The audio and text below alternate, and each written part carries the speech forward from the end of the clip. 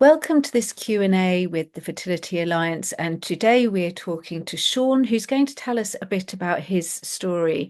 So, Shaun, I wonder if you could start by telling us, how did you first discover that you might have a fertility issue? Hi, thanks for having me. So it was about 2017. My wife and I, by that point, had been married for 4 years, together for eight, and we had the conversations quite early into our relationship. We were both aligned with the fact that we wanted children, but then it just kind of that we, I suppose it's one of those early parts of dating. You just when you're figuring out if someone's a life partner or not, and once we knew that we both wanted that, we like most people, and you just assume it as and when we want to, it'll be like turning on a tap. And so we just enjoyed being partners, husband and wife, and then yeah, we started trying, and the months went on and on and on. And towards the end of 2017, we went to the doctors, and yeah, we were both referred to test because I had mumps as a young adult when I was 22, and so and what I didn't know at the time, because it was the kind of pre-smartphone, pre-internet era, and I wasn't warned about anything, but I became aware that it can have issues with fertility as kind of the world became, or information became more accessible in the world. And so, having said that to the doctor, he referred both of us, and because unfortunately, even today, I know of people who go as a couple with it, problems, and still the men are always being referred. So, but we were, and yeah, the I went for a semen analysis and received a phone call telling me that I had azoospermia, which was quite frankly a life changing word, one which before that point I'd never heard before, but after then it essentially became something that defined my life. And um, yeah, it was the way in which the news was broken to me was less than ideal. It was over a phone call, and the person who was delivering the news from the GP surgery didn't know what it meant either. And they were just asking me to go and book a second testing. And so when I asked why, they didn't know either. So yeah, it was quite a profound moment, really, that changed my life. And that was, like I said, that was actually early 2018, very much the smartphone and internet era. And so I was able to Google what azoospermia was, and to find out that I didn't have something that we all take for granted. I had like absolutely zero. How did it feel finding that out by having to Google after being given? I mean, it must have been devastating. Yeah, it was like it's one of those moments in your life that you never forget. And I remember where I was sat. I was at work at the time, and I went and sat on this concrete slab of a bench that we have outside. And um, I remember just thinking, oh, I've got to phone my wife and tell her now. And she was at work, and she said, well, should we go home? Like, I'll see you at home. And I know this is completely like shock talking now, because I just said, no, it's fine. I'll go back into work. I'll see you at home later. And that was complete shock. It was like the tunnel vision kind of response. But essentially that came to define the next year and a half of my life. Really, it was to to everyone else seeming completely normal, and like I was just me, but internally everything was turned upside down. And I was just work was, in fairness, it was a good distraction at times, but in other times it was the most annoying thing that I had to do, because I was trying to navigate appointments and tests and all this without telling anyone. So it became something extremely difficult to navigate. But yeah, like I said, that other times it was a very pleasant distraction. At that point, were you given any hope as to the future or not? It's an odd, not well. It's I'm an optimistic person. I always have been, and we were just kind of. It was always one step at a time type thing that we were. So that initial phone call, it was right. Call us back. Sorry, book in another semen analysis 3 months down the line, which I now know is because of the sperm regeneration process and the time frames. At the time, that wasn't. It was just they said, "Oh, we need a second test to confirm the first and make sure it's not an anomaly." Okay, fine. So then I'm just thinking to that next test, and then after that, and get the confirmation that it's still zero, and it's okay. Await a referral to a urologist, and this was in my local area, not a fertility specialist, just a urologist. And again, I'm like, right, great, I'm in front of a specialist, but as I now know that their scope and their field is huge, and you get urologists who know nothing about, well, very little about like reproductive. They might be experts in kidneys, for example. Um, so again, it was just very much a step-by-step process, and I just kept thinking that the next appointment would be the one that would solve everything. And it was only when I eventually got in front of a specialist urologist down at the UCLH, the lovely Pippa Sangster, that my future and my options were very much kind of a lot clearer. But then I think it is a bit of a man thing. I did just keep focusing on the next step, because when I would look too far in the future, uh, it was daunting. It was because and there's so many ifs, buts, and maybes, and no guarantees, and all this while I'm struggling like mentally with my identity as a man, my getting a huge knock, my ego, of course, like very much tied up with that as well, and not having sperm and having to readdress and reevaluate who I was as a bloke. Were you offered any counselling at that point at all? No, no, it's do you know? I probably should change that to I don't think so. It could well have been, but yeah, I was just each appointment was like there were times where I would come out of it and not know what was said, and I would have to ask my wife, because it was just when you go in and you're getting these kind of knockout blows after knockout blows of bad news, adverse results, or another delay. And I was being like kind of moved around quite a lot as well, because where I lived at the time in Hertfordshire, they didn't do fertility treatment. I was sent into London for that initial appointment, and then it's, oh, you might have to go to here to there, and it was so much uncertainty. And yeah, so I can't say for sure that I wasn't. I don't remember being so.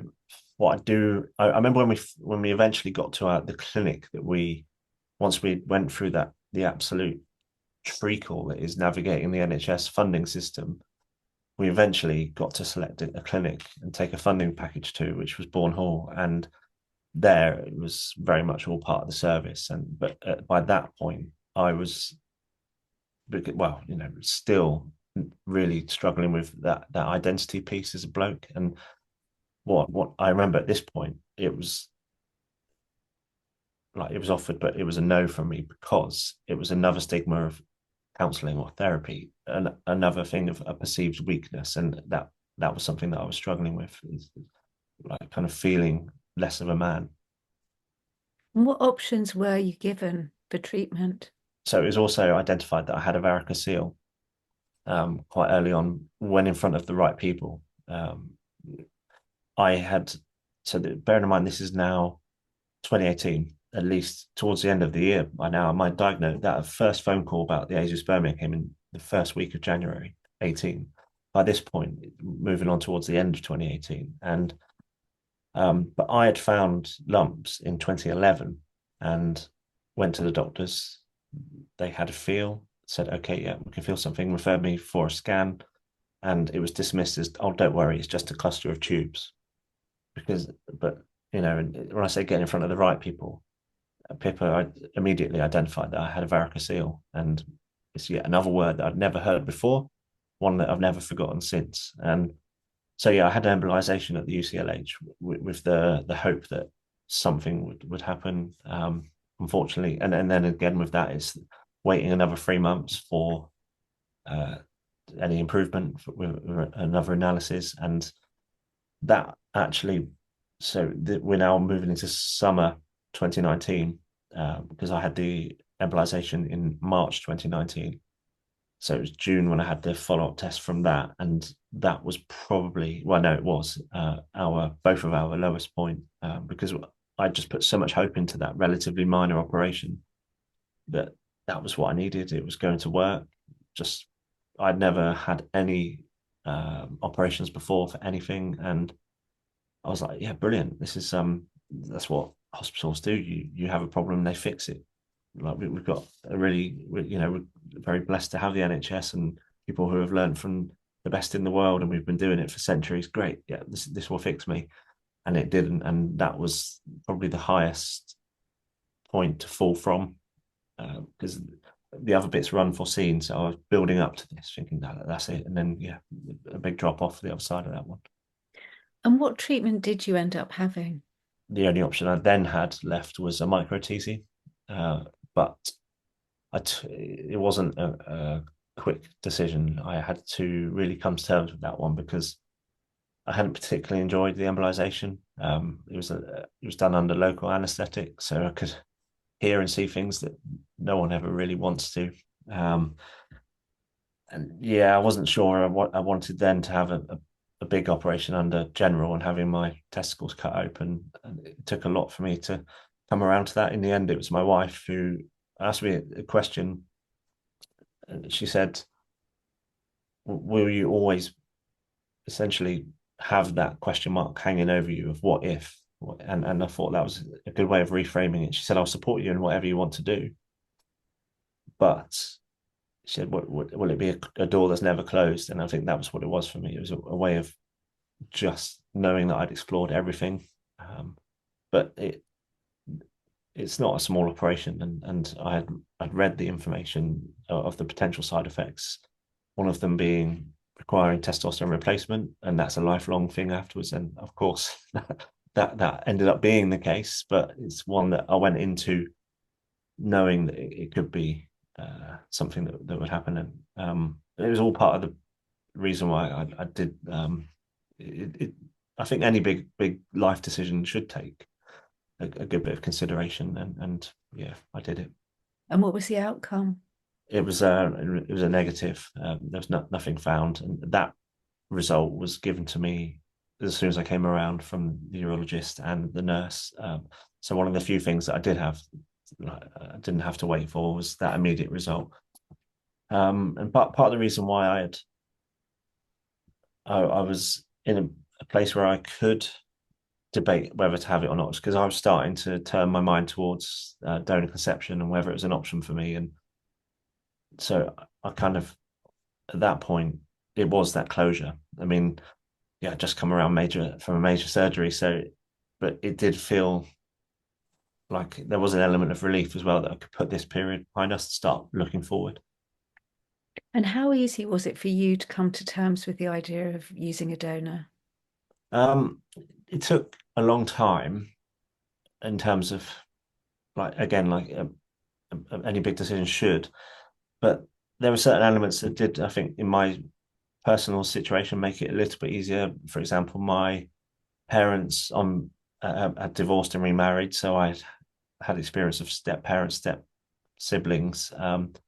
My granddad on my dad's side was not my biological grandfather, but he was married to my nan before I was even born. So he was, but I was raised in the knowledge that he wasn't biologically my grandfather, but he was everything a granddad should be. And so I had this experience of in my own like close personal family life was that love wasn't dependent on DNA. It still took a lot of time to consider when you're then thinking about bringing children into the world. And I was quite by this point I was coming out of the real pit of essentially depression, which also was something else that took me years to admit that I'd been through. And was starting to just open my mind in general. I was becoming a new person, and I was able to. I was opening up to my wife a lot more at this point, and I was able to do something that I always advise to anyone that asks me about donor conception. I say you have to put yourself in the mind of any children that you have, and okay, you're considering you and your partner are considering like how you feel about it, but you have to start asking questions that a child might ask you. So I'd done that, and I was quite kind of I was in a good place, thinking, yeah, I can do this. It's not like all everything that I have to pass over that is a positive trait. It's not something that would be biologically passed on anyway. It's stuff that I've learned about myself, especially in the kind of immediate history. But still when that final result came, it's still took a bit more time. It wasn't like the next day we were browsing donor catalogs. Uh, it that the result was final, it and that in itself takes a little bit of dealing with. Not to mention the fact that it's very sore and major surgery, which takes recovery. But it just took a little bit of exploration, and it's little things like a few weeks later we went on holiday, and I was on the beach in France and playing football with a little kid. I couldn't even speak English. I couldn't speak French, and it was like, okay, yeah, this is yeah, I get it. This is what it's all about. And how did you go about choosing a donor? Um, I I think part of donor conception is about letting go of the fact that you are going to have a mini me walking around, and so for us, it was not about trying to recreate me, uh, but then at the same time, we didn't want. We knew that we were going to have a complex route to parenthood anyway, and a complex life as donor recipient parents. Like it never goes away. It's not something that you just do and then you've got kids and it's job done. It will always there will always be reminders forever. Every time you go to hospital with it or to doctors with a kid and they're asking about medical history, it's immediately something that you don't know 50% of. Um, so we also wanted children that would fit in with our family, and yeah, so we went kind of down the middle of our like what my wife and I look like, and both of our eye colors and hair colors and stuff. So we just wanted a donor that would resemble us as a family. But again, we weren't literally trying to recreate me because that's something that I had grieved quite rightfully and let go. So it was time to move forward and acknowledging that the future is not that element for me. It was what I could bring as a person. Can you tell us about the outcome of your treatment? So yeah, we made our choices. We stayed internally with the bank that they had at our clinic, and then we were presented with our options, and some of them had these lovely, beautiful pen pictures, and it really did humanize these guys, and they were doing it for. In the two cases I can remember, because their wives had needed donor eggs and they wanted to give back because they were so grateful. But in the end, we decided to go with someone who hadn't provided that, and it was like literally a blank canvas, and that was quite appealing because it was about letting any future child or children be who they were, and so yeah, we chose our donor, and then we were about to proceed with treatment. But then my wife, it's not funny, but it's you think you're finally there, but then she got really poorly with ovarian hyperstimulation syndrome. So then we had another massive delay, which was just get better. How long is that going to take? Well, when you're better. So then we were ready to go again, and then the first lockdown happened in March 2020. It was 2 days before we were due to get going. And then eventually in May 2020, we had our transfer. And yeah, I'm really delighted to say that it was positive, and we ended up having twins, Ray and Evelyn, a boy and a girl. And what advice would you have for someone else who at this moment is at one of those really low points that you were at? What would have been really useful for you to have known at that point? I think my advice would be just to keep going. It might feel that you like, there's no end in sight, and but we had so many knockbacks, so many times where like with delays or like I said, with things that are out of your control, like illness or global lockdowns, etc. But and we just kept putting one day in front of the other, 1 week in front of the other, and I say that in the full acknowledgement that for some people it is about knowing when is your time to stop, because it's not about just for everyone keep going, but knowing have that conversation and be open about like what does how much can we handle together as individuals, as a couple, and just then focus on the next stage and just keep focused on that and keep pushing towards that. Your outcome was successful in that you've got your lovely twins, but you've also turned your life around to offer support to other people. And I wonder if you could talk a bit about why you decided to do that and what you've done. Yeah, it's I, I remember the day I decided to, but bear in mind, I hadn't spoken to anyone, not even a counsellor. My wife and I obviously were in it together. Our mums knew, and that was it. That was as far as it went. And this whole time, it went, not that it went through this stage where I was like, okay, I want to speak to someone. I want to chat to some guys that have been through it. So I started searching. Okay, where are they? I can't find any. And the more I searched, the more like the doors were closed. There was just no one talking. There was no groups. So it got to the point where I was like, well, someone needs to do this. So I'm gonna start sharing my story. And I did find, I found a couple of anonymous accounts that had started and stopped, and they were helpful to a degree, but there was sometimes no conclusion to the story, or and it's and also that it was the anonymous factor was something that was really I was struggling with because I was like, I need to know that men are out there, and so I made a decision that I was going to start sharing, but I knew that it had to be all in because I was just thinking, what did I need? And it was another guy that like looked, walked, and talked like me, and to show that there are other men out there. And so I just started sharing my story on Instagram, and from the day I decided to do it until the day where I did it, it was 8 months because I still the fear would kick in all the time about kind of being trolled and just questioning whether it's the right thing to do. Perhaps I should just like put this to bed and move on.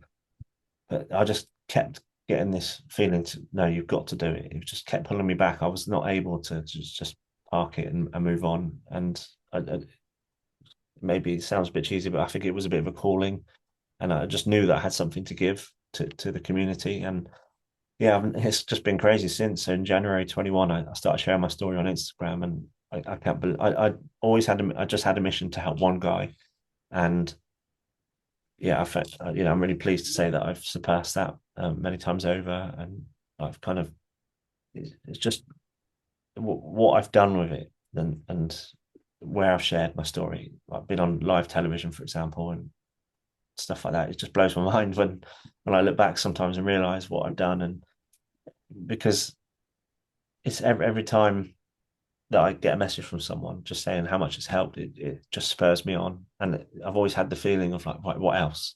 What else can I do now?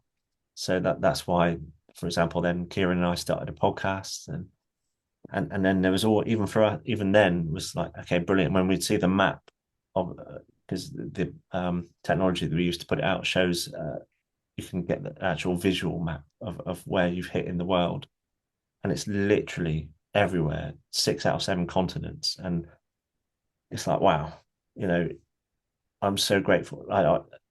It shows how many are in which countries. I'm so happy that one guy in Puerto Rico is listening to us. One guy in Iraq is listening to like that. That is so important for us. It's not about the big stats in predominantly the English speaking countries.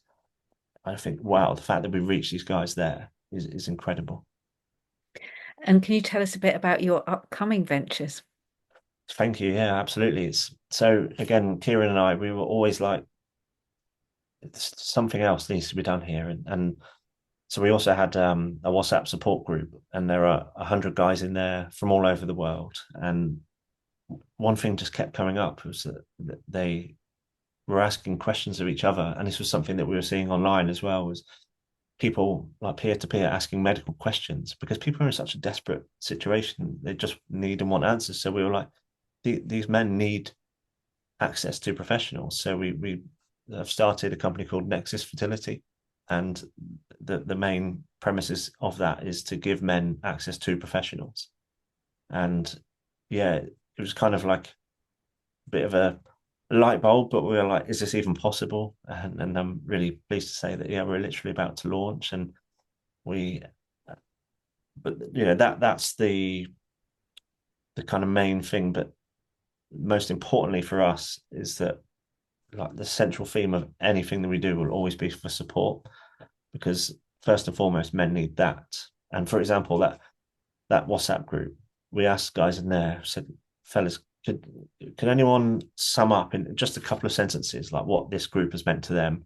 And they were writing reams and reams about how important it was. And when you read about what some of them have been through, and then they were saying like finding this group was just so important for me, and that was such a big reminder for us that like support will always be the central theme, and then getting them other answers that they need is a really powerful thing to be able to do and deliver. And we're so pleased to partner with the Fertility Alliance on the support side of things because, yeah, you guys all agree as well that that's the primary thing is support and community.